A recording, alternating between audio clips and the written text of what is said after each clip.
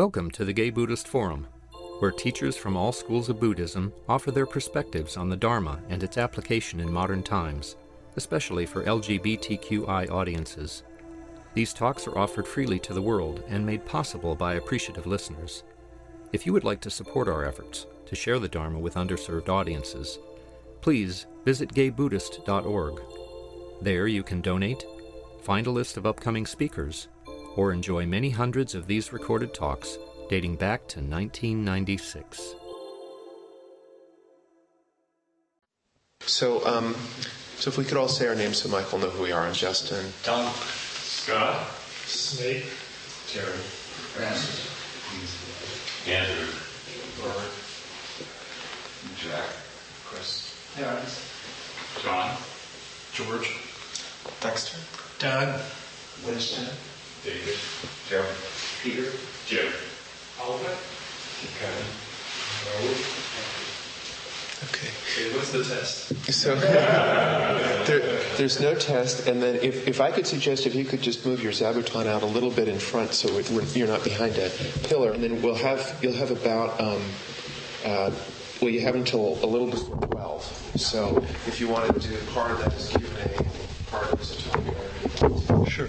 Well, good morning, actually, almost afternoon here. I want to thank each of you for coming up. This is my first, chance to be invited up to speak to everybody here, and it's good to see so many people here.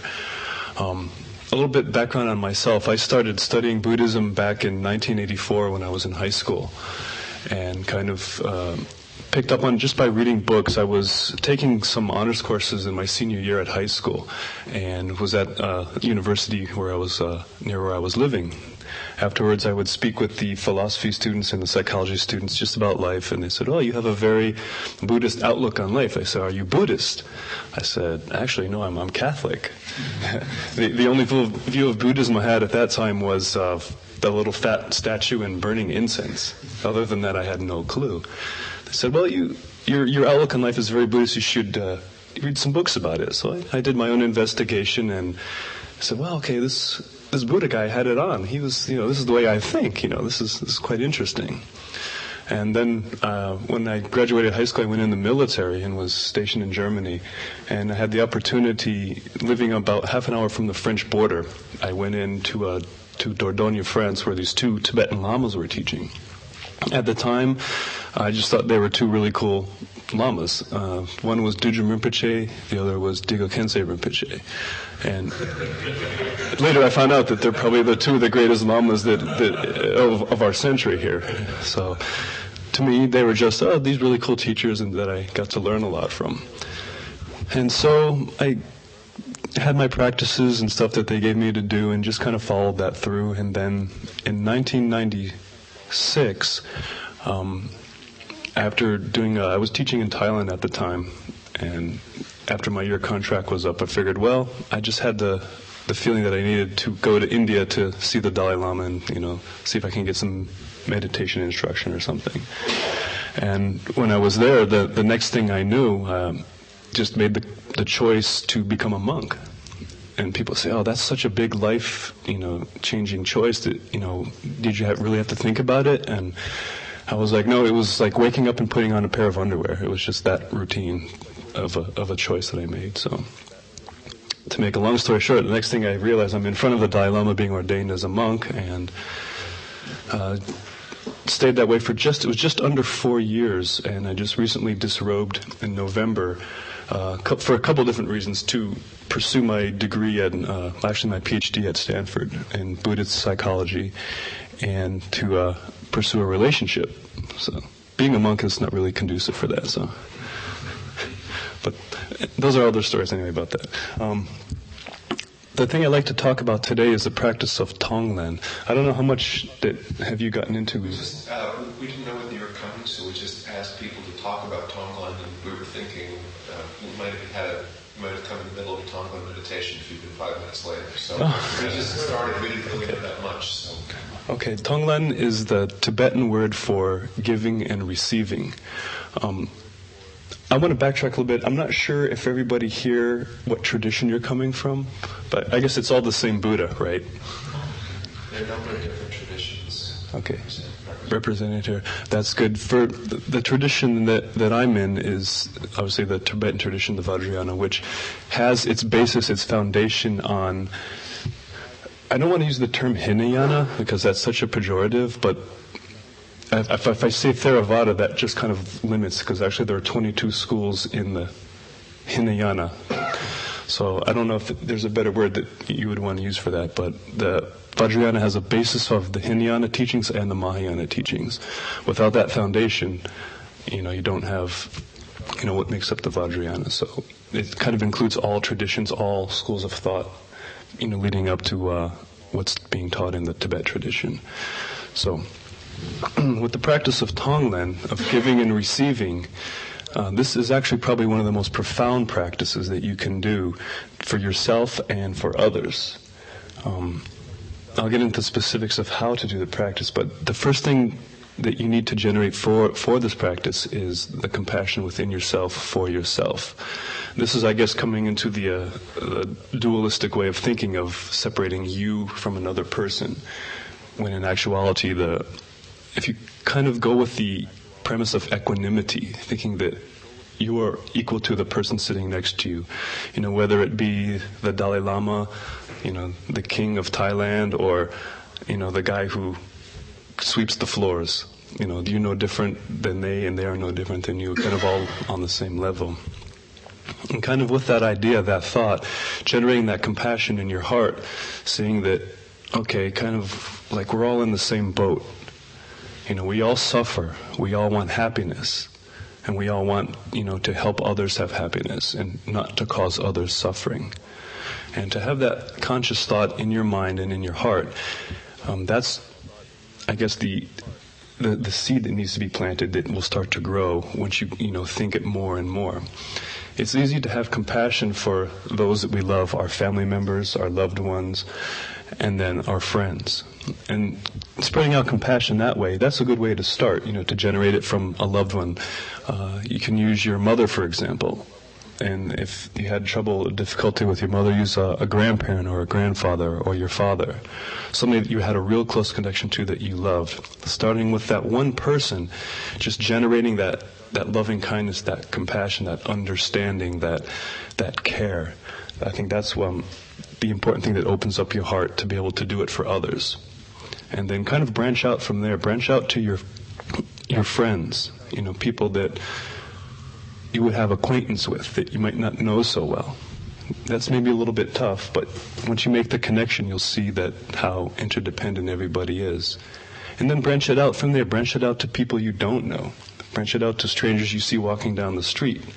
Someone you kind of have an indifference to. They're neither your friend nor someone that you dislike. And then taking even a step further, branching that compassion out to people that you perceive as your enemy, people that you don't particularly get along with, people you don't like. That's the challenge. Some people just like to bite that one off right in the beginning and go into that, which is good. It's a true test of how much compassion you can open in your heart and your mind for people. And I think with the funny thing with those that I use the word perceive as an enemy, because in reality they're not your enemy. Just as someone who's your friend or a loved one, it's all based on perception and a choice that, okay, I'm choosing to look at this person in this context, in this light. And just as you choose to see them as your enemy, you can choose to see them as a friend, someone who's suffering and kind of in the same place that you are. And with that, you can kind of change your view, change your perception, and allow those people that you have difficulty with or that are troubling you, you can allow them to come into this circle that you're generating with this compassion, this love, and then you take it from there. With that, I would say on a scale of difficulty of 1 to 10, dealing with someone that you see as an enemy, someone that you just have total angst for, is probably the most difficult. And I think dealing with that, trying to look at that in another way, with cyclic existence and rebirth and reincarnation, maybe this person who's your, sworn enemy, in this lifetime, and last lifetime could have been somebody that was a parent to you, or a sister or a brother, someone that you cared for, someone that you love. So it's just kind of funny how, this time around they're put in a different light, but that's how karma is a funny thing that way. You can't escape cause and effect, unfortunately. And so it's using that karma, let that karma exhaust. And that if you think about that phrase, let that karma exhaust, I don't mean passively sit by and let things just kind of take their natural course. I guess part of being Buddhist, and I'll use a term from the Judeo-Christic background here, because many people maybe are from that originally, that whole turning the other cheek.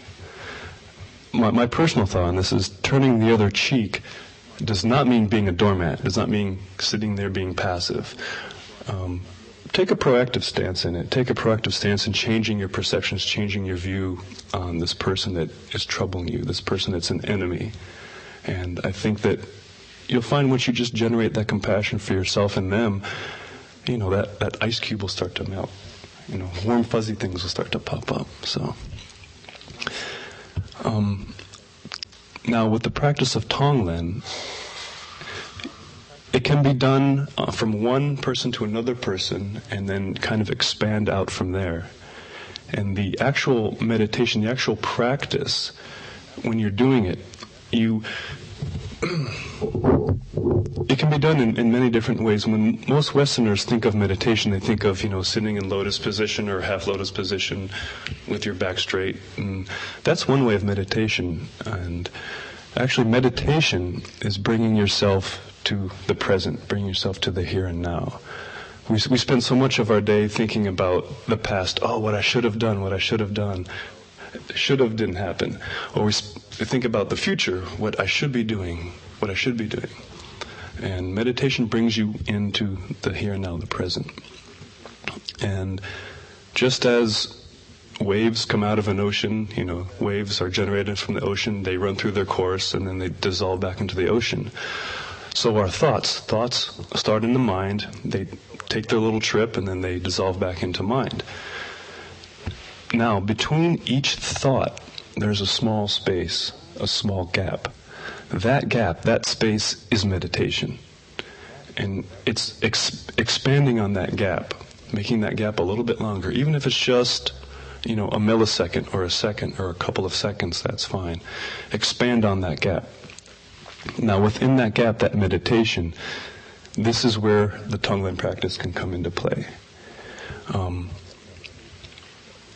Instead of, some people, I don't know how, different types of meditation that you do, but let the thoughts come in. Don't try to block them out. Let them flow freely. Embrace them, actually. Even if they're the most crazy, out-of-the-world thoughts. I was meditating the other day, and, just meditating on something calm and peaceful, then these visions of Michael the baby killer came into play, how I was impaling these babies on stakes. I'm like, where did these thoughts come from? This is just insane. And it's like, okay, I won't attach or have aversion to these thoughts. I'll just let them come in and, let them play out and worry about where do they come from later. And so then after those thoughts then came, pleasant thoughts. And so it's just a mixture of good and bad. And so between those thoughts, that is that gap, that space, and expanding on that. And it's within that space, that gap, that true meditation takes place, and the practice of Tonglen can be most effective. And what you're doing with this practice now, you want to focus it on one person in particular that you're close to, that has a lot of suffering. And when you're doing this, you could be sitting down, you could be in the car driving, you could be in the shower, you could be eating, just as long as you're keeping your mind in the present, in the here and now. And what you're doing, the physical practice, Tibetans love to visualize. They do a lot of visualization type of practices. And what you want to see is have this person in your mind as they are right in front of you. And you see all their suffering, and you're taking that on. And on your in-breath, you imagine that all their suffering, all their disease, their sickness, their pain, bundles up in black smoke or black light. I like to use the word black smoke. It's easier to visualize that. And on your in-breath, you take that black smoke into you. And in your mind, you say, okay, I want to take on this person's suffering, their disease, their pain, all of that. Take it into me.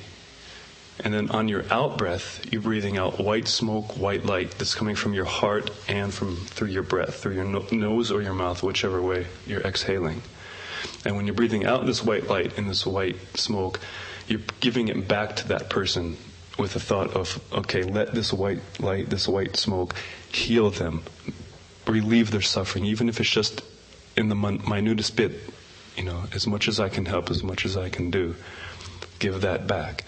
And continue this giving and taking back and forth, and you'll see, actually, it's quite a profound practice. And this is a story that was related to me by His Holiness the Dalai Lama. One of the greatest practitioners of Tonglen was a man by the name of Geshe Chikawa, who existed a couple hundred years ago back. And he studied this practice of Tonglen and ended up curing a lot of people with leprosy just by doing the practice. And Geshe Chikawa had a brother who was very skeptical of anything spiritual, anything religious, and didn't believe in any of this, what he called like Tibetan hokey pokey stuff. And so after he saw his brother, do actual physical changes of these people and healed, cured these people, he became interested. And so asked his brother to teach him to do the practice. And so Geshe Chikawa said, well, if I could change my brother's point of view and perception on this, then, can change anybody's, and anybody can do this practice. And that's the thing, is anybody can do this practice. It's a very profound practice, a very healing practice. And the results, you're putting in the wheels of motion of cause and effect right there by doing this practice. And you can start off with the one person and then kind of expand it from there. Start out, maybe a group of people. Focus your energies on a group of people. And then expand it from there. Just grow it bigger and bigger until you're doing it for all beings in the universe. Now, it's hard to vision all beings in the universe, each one individually, in doing this practice. So I like to keep it, start off simple first. Keep it on a one-to-one or, a group of people that you know. And you can do it, okay, I'll do this person for a half an hour and then, move on to another person that that's having suffering and pain. Or include them all in a group. And as long as you can picture them in your mind, it's a good focus. It's also a good focus on the meditation to keep you in line with that person and make that connection with them. And it's such a profound practice also. The person that's doing it, a lot of the questions that arise are, well, if I'm taking on this person's suffering and sickness, won't I get sick? Won't I, feel worn out or worn down? And actually the answer to that is no, because what you're doing is when you're taking that black smoke in, is you're purifying it. And not only are you purifying it for that person, this practice is also a purification for your own negative karma, your own suffering, your own sickness. And when you're visualizing that and purifying that and putting that back out as white light, white smoke, you're giving that purification back to that person. It's not like you're taking on their bad karma. That you can't do. I don't think anybody is able to take on someone else's karma, unfortunately. But when you're talking about collective karma as a group, this is where that comes into play. Or at least you can take on the suffering, the sickness, the unhappiness of that person, and give them back this purification, and then that will sit in the wheel, setting them to have better karma and more better karma for them to ripen and kind of dissolve and do away with the negative karma that they had started, that they had put into motion. And so this practice can be done, like I say, sitting meditation, walking meditation, eating, in the shower. So I guess with that, I don't know, we can do one at the end if you wanted to, but I kind of wanted to open it for questions and answers, because usually there's a lot of questions that come up with this that I didn't address. So just feel free to. Well, I have a question. Sure. In the sense that when I do the practice, it's kind of hard to do this visualization of either with yourself first, and then with someone you feel close to, and you're And what my teacher Rinpoche kind of said is that when you breathe in the smoke, you're kind of dissolving your ego, purifying it. And then when you breathe out, you're kind of breathing out health and purity. And sometimes I always get the feeling that it's not working or something, you know. Is it something I'm doing wrong, or they just have a lot of negative karma that Okay. they reproach always. Sure, I can understand that. Well, you're breathing in and out, right? Then it's working. It's really that simple. Those thoughts, when that arises, am I helping this person? Is this being effective? Yes, it is. Just because it all starts with your intention and your motivation. Out of pure intention, pure motivation to help this person, to help relieve them. That's just the intention right there is enough to help that person, even before you do the practice. And yes, this practice is the best way to chop at that construction of our suffering, our ego. It's a really good thing to, cut at the roots of self-cherishing, self-grasping. And it's because of our ego that causes, it's the root of all our suffering, actually. And once we can kind of chop that down, or I say whittle it down to size, because no matter how much you chop it down, it keeps growing back. So, yeah, but you're breathing in and out, you're helping them. Yeah.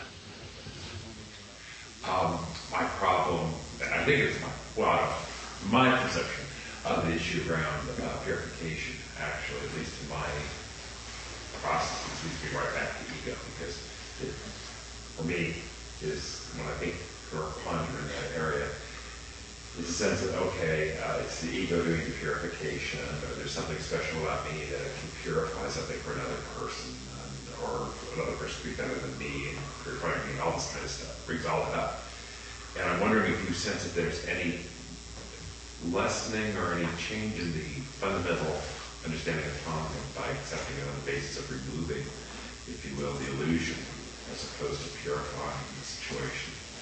At least for me, I find the more I work in a direction that is more towards removing illusion or disbanding, if you will, outmoded, worn out, perhaps misperceptions, then I don't get quite so hung up. And I don't know if it's just me, it could very well just be me, or if there's something more there from your background. Okay. Do you understand my question? Does that make any sense? I think you want to approach it from the view as, am I helping this person, or am I really just feeding my own ego, saying, oh, I can help this person by healing them? Is that kind of what you're getting at? Or? More on the latter point related to the misunderstanding of ego and its role in the process. Okay, that's a tough one, because our ego creeps into every situation, even when we're studying the Dharma. What it goes back to, look at your intention, your motivation. Is your intention and motivation, are you motivated out of true compassion to help this person, to help relieve their suffering? I try to keep it real simple, and if that goes back to you, does that work for you? Looking at your motivation, your intention, would that help? Quite frankly, for me, it doesn't change the situation there. For me, again, it's hard for me to know whether this is just me or whether it's a broader situation, but it still leaves the ego, so to speak, in the throne. I really think it's, again, I do agree with your point that ego never, ever fades away. Rather, your understanding of perception of ego can shift over time. And perhaps put it in a whole new light, and you have a whole new relationship to ego. But in so doing, for me, it's one of moving away from the ego being the active party, the thing that does something, or that entity that does something, and more towards something that is letting all the illusions fall away. And whatever it is that happens when all those illusions fall away, that is what it is. Okay. Does that make, again, I get the point. It does. I see you're getting it, and it's kind of difficult, because it's hard to speak not from a position of having your ego totally destroyed. If I'm definitely nowhere even near that. So, ultimately, in an ultimate world, there is no ego. Ego does not exist, but unfortunately we don't live in an ultimate world, we live in a relative world. And because of that, because of our karmic vision, ego is there. And that's something, I guess you just have to look at. But don't get attached to it. Don't get averted to it. Okay, let your ego sit on the throne, but keep it over there. Focus on your intention, your motivation to help other people, just to be, just to be of use, just to generate that compassion. And if it's your ego doing it, then I don't know. I guess look at the end result. Are you helping people? Are you being of benefit? That's the only thing I can say. That's a tough one, though.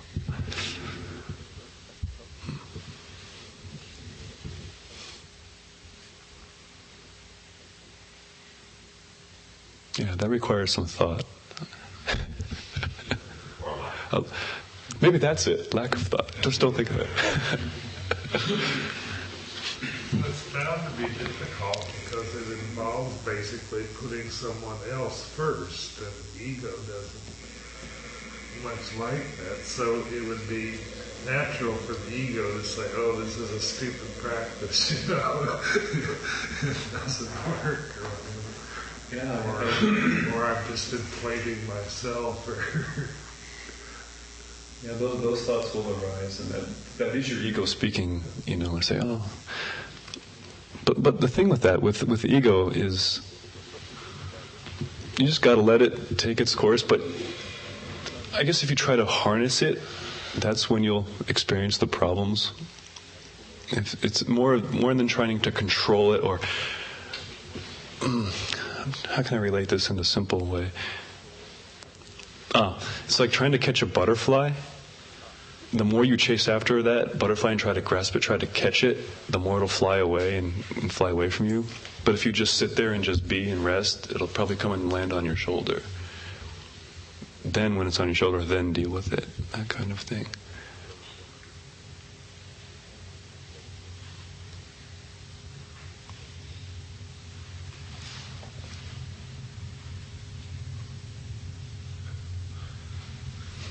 If you're open to other questions, I'd love to know what he thought about working for Colin Powell. He's such a...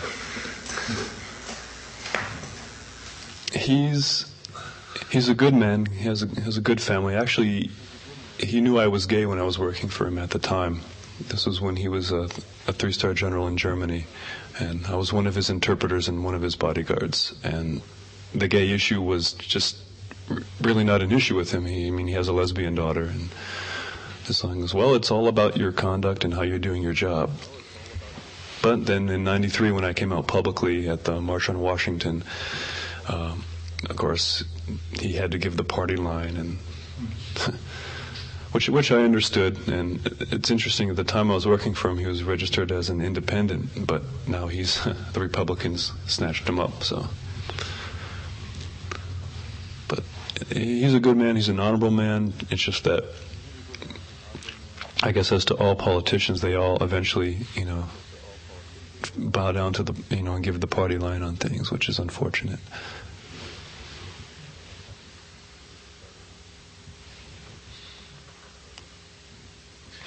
Interested in your experiences in the military and what that was like for you, as whether you were identifying yourself as a Buddhist at that time or coming towards that philosophy. Actually, I was, and luckily I never had to put my Buddhist morals, my Buddhist principles to the test with this. With my job, with what I did, there were times where I had to use force. I had to be, I like to use the term wrath. I think wrath is sometimes misunderstood. Wrath, there's no anger in wrath. Wrath is kind of, I call it tough love. Some people respond to the sweet, peaceful, sugary kind of love, and some people that doesn't work on them. You have to respond to them with wrath. It's kind of like the mom who sees her kid out in the street who's about to get hit by a car. She's not going to say, "Oh, child, please come back here." She's going to go out there, snatch him by the back of his neck, and drag him, and probably give him a spanking, and just instill that, hey, you shouldn't be doing this. Don't do that.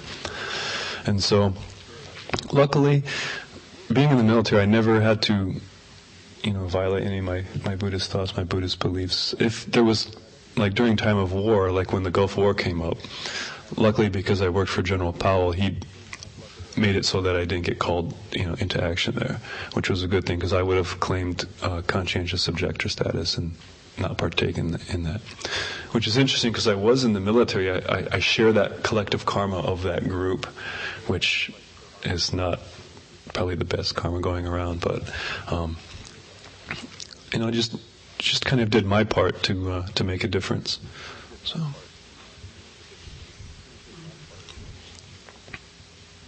But there were times when, being a bodyguard, that I had to be forceful with people that maybe came a little too close to the general. And in Germany, the situation there during the mid-'80s to late 80s, there was a lot of terrorist activity going on. So all general officers and their families had bodyguards. It was kind of just like the president. Their house was guarded. They had this big motorcade every time they went somewhere. And there were times that some people got a little too close. Then, With limited time left, do you think you could maybe guide the group in 2 or 3 types of Tonglen or Hubbard? You say 3 types? First people we love, then people who are neutral, people who we consider our enemies or we dislike. Sure, we can do a Tonglen meditation. That would be great. Okay, so I guess just find a comfortable position for you, whatever that is.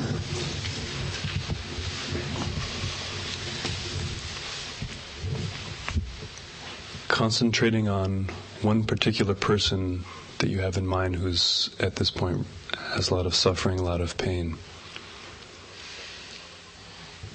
Picture that person in your mind and in your heart right now. Get a good visualization of this person. See them sitting right in front of you, being no different from you. On your in-breath, breathe in all that black smoke, all their suffering, their hurt, their disease, their pain, their hunger. Bring it into you.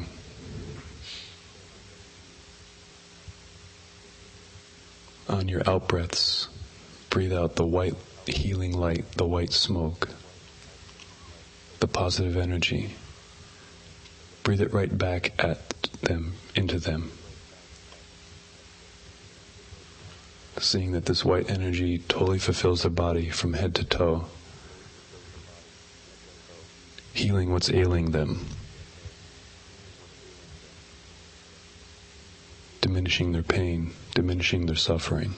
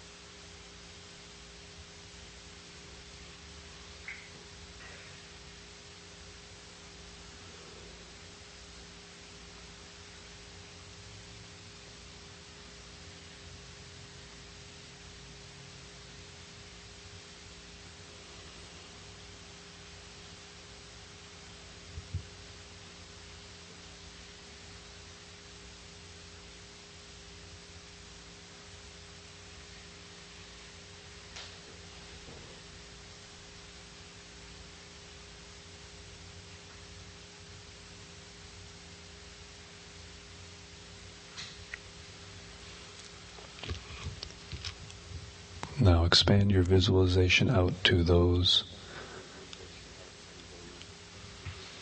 who you have maybe an indifference towards. Maybe the person you passed on the street that you saw suffering.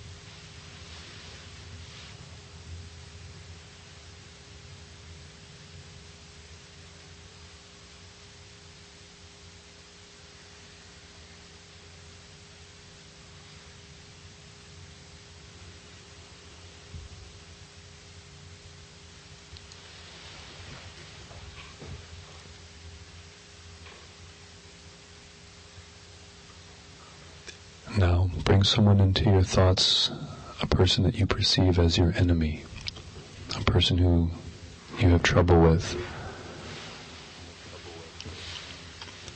See that in this lifetime, yes, they may be what you see as your enemy, but in a previous lifetime, they are someone that has loved you, that has cared for you. Make that connection to them.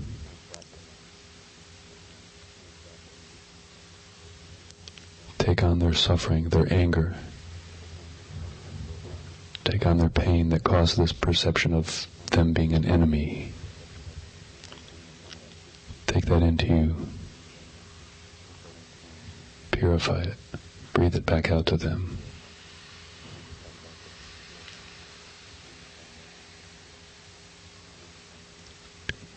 See this person as yourself.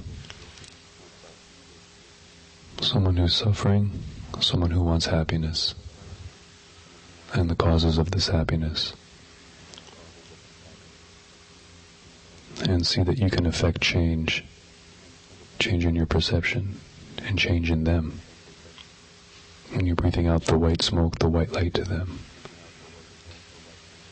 Really connect with this person.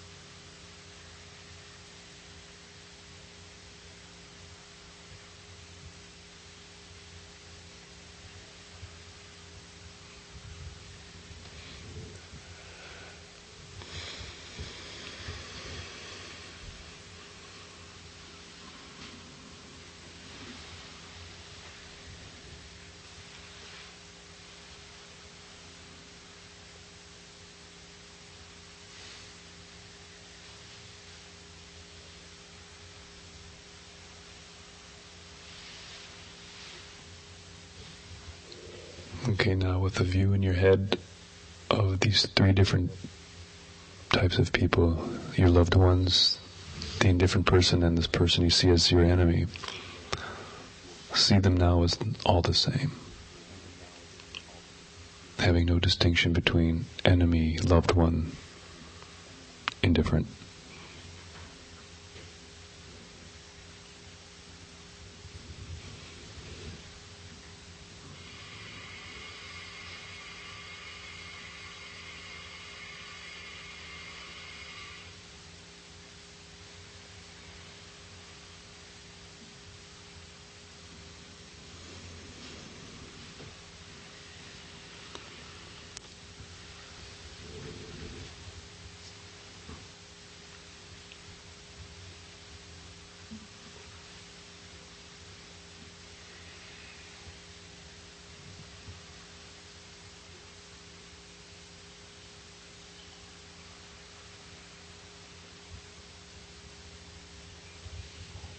And then on one last inhale, imagine all the suffering of the whole universe you're taking into you.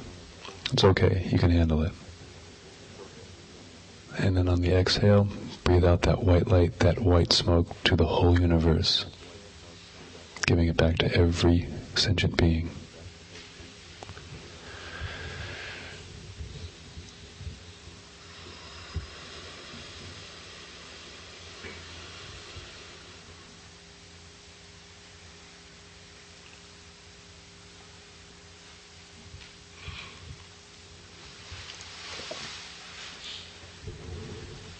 Okay.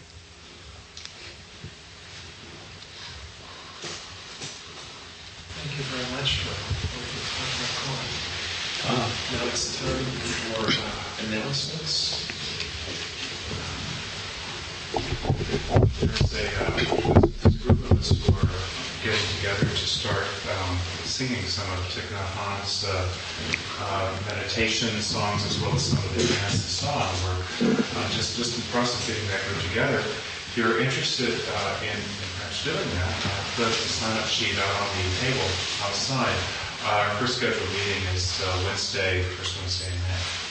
And so if you're interested in doing that, please put down your name and your phone number and your email, and I'll contact you about the place. And so it's Wednesday evening. About, 2-3 weeks. We'll start. Okay. Francis is our host today. And there are cookies out there for you. There's a slight problem with the machine for making water hot. The big one that's not there. There is a tea kettle which some of you say works very fast, so I hope that it works fast enough. But you may have to have a little line for that. Don't forget the Donna bowl, and please be generous. And afterwards, please wash your cups. If there's anyone here who is new and who has questions, please feel free to ask. I don't know that I'll know the answer, but I may find somebody who does. And we will probably, some of us will go to lunch afterwards, so everyone's welcome to come and join on that. And then on the 29th, there is our usual potluck. Lee Robbins in San Francisco is going to be the host this month. Everyone is most welcome also for that. Okay, other announcements? I have one. Myself and my partner, who was actually a former monk himself, Alvin sitting in the back there, have been giving a Buddhism and science. We're calling it from the Big Bang to Enlightenment. We're giving out this lecture series twice a month. Well, second Saturday of every month at the Chinese temple here on Van Ness and Clay. Usually it's around 7:30. I'm going to arrange because of the show, like the big crowd now, like we're trying to split it up into English version and the Chinese version. So the English, we still haven't decided time yet. So probably afternoon. But I can put out through emails. I was contacted by the email list for GBOF or something. Okay, I don't know. Yeah, I can give you an email on that and let people know the times, but we're getting more and more people showing up for this. It's quite an interesting thing. So. Would you feel comfortable giving your telephone number so we could contact? Oh, sure, I can give my phone number now and email. My phone number is 650-497-7074. Do you have an email? Yes, my email is McManus, McManus, at Pangea, Pangea, .stanford.edu. Those are the two easiest ways to get a hold of me. So. M-A-C? McManus? Yeah, McManus. M-C-M-A-N-U-S. Oh, M-C-M-A-N-U-S. M-A-N-U-S. U.S. Okay, with that, I have a couple of announcements. Don Reaper is no longer going to be the coordinator of facilitators as of May, and so we all owe him a lot of gratitude and thanks. He's done a great job for a long time, and I'm going to be taking over as the coordinator of facilitators. And right now we have enough facilitators, but we're always looking for volunteers.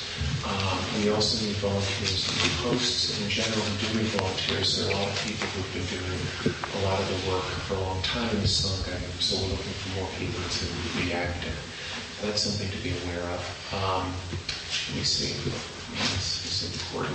Oh, for those of you who are interested in becoming involved, I also have volunteered to be the email coordinator for the steering committee email thing. So if you want to be part of that, let me know. It's Justin Hecht, all one word, at prodigy.net. If you let me know, I can push together so that we regularly can email each other. So I started that, and I heard from everyone who was at the steering committee meeting. I think that's it. Any other announcements? Okay, and I'm going to do my best for the GBF dedication of merit. And by the merit and truth of all these practices, may all beings be free from suffering and the causes of suffering. May all beings know happiness and the causes of happiness. And may all beings dwell in equanimity, free of too much attachment or aversion. So thank you, and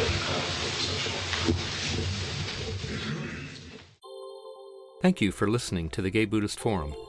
If you would like to hear several new talks per month and be notified of upcoming speakers so you can participate live, please subscribe to this podcast, like us on Facebook, and join our mailing list by visiting gaybuddhist.org.